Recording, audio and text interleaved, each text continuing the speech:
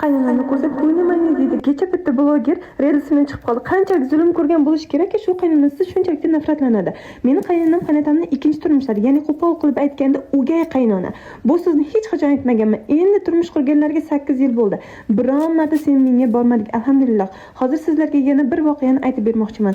Ba'zi zulmkor qaynonalarga yetib borsa ajab emas. Bundan 7 yil oldin Rossiyaga ishlashga ketishga qaror qildik turmush o'rtog'im bilan. Qo'limda esa yosh bola. Yoshiga to'lmagan bola va men uni uyda qoldirishim kerak edi.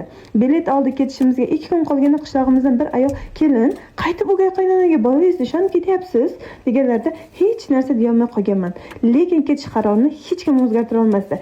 Ketishim oldi shu o'gay qaynonaga men sizga ishonaman, ertaga sizni so'raydigan, sizga mehr ko'rsatadigan shu bola bo'ladi. Qanchalik mehr bilan qarasangiz, qaraganingizda shu bola sizga qaraydi, bolam sizga, siz Xudoga omonatsiz deb tashlab kelganman.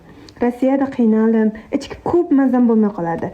Lekin tek oyoqda ishda, mehnatda o'tib ketdi hammasi. Haligi qaynonam tilla chiqdi. Bolamga o'zini bolasidan-da ziyoda qarab berdi. Kasalni umuman aytmasdi. Uyimga, joyimga, omonatlarimga qarab o'tirdi. Qachon telefon qilsam, bolangiz yaxshi kelin poshsha deb qiliqlarini aytib kuldirib o'tirardi.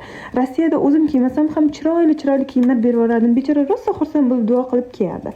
Shu zaylda 5 yil ishlabmiz. O'g'lim ham katta tog'liq kuyovday qilib qo'yibdi. Uyli bo'ldik, joyli bo'ldik. O'zimni ota-onam uyimni qurishdi, qaynotam bolamga qarashdi. Hammasini boriga shukr. Mana yana ketamiz desa hech ikkilanmay boraveringizlar, bolalaringizga yana o'zimiz qarab qolamiz deb olib qolishdi. Kattam qaynonamda, kichkinam o'zimni onamda qoldi. Do'stlar, aytingizlar, ularni bizga qilayotgan yaxshiliklariga qanday javob qaytaray? Nima qilsam xursand bo'lishadi?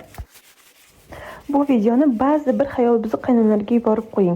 Uyqu bermasangiz, bolangizni o'qitib bermagan bo'lsangiz, hech bo'lmasa chetga chiqib ishlashlari uchun sharoit qilib bering. Bolalarni olib qoling, chunki Rossiyada bola bilan ishlash juda ham qiyin. Bu dunyoda hamma narsa o'tkinchi.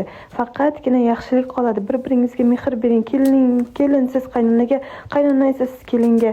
Bir-biriga ko'maklashib, ahil bo'lib yashashga nima yetsa, bu dunyoda hamma narsa o'tkinchi. Faqat yaxshilik qoladi. Rossiyada ham ishlash oson bo'lmay qoldi.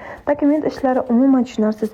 Sababsiz shtraflar, sababsiz deportlar qo'yilyapti. Hamma musofirlarni Alloh asrasin, uyiga to'lib, toshib yorug' yuz bilan, eri esa xotini bilan yorug' yuz bilan qaytishlik nasib ro'za aylasin. To'ylar qilsin, uylar qilsin, hamma niyatlarga yetib yursin.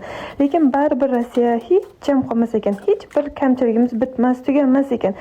Shuning uchun Rossiyada yurganlar oson deb o'ylamang.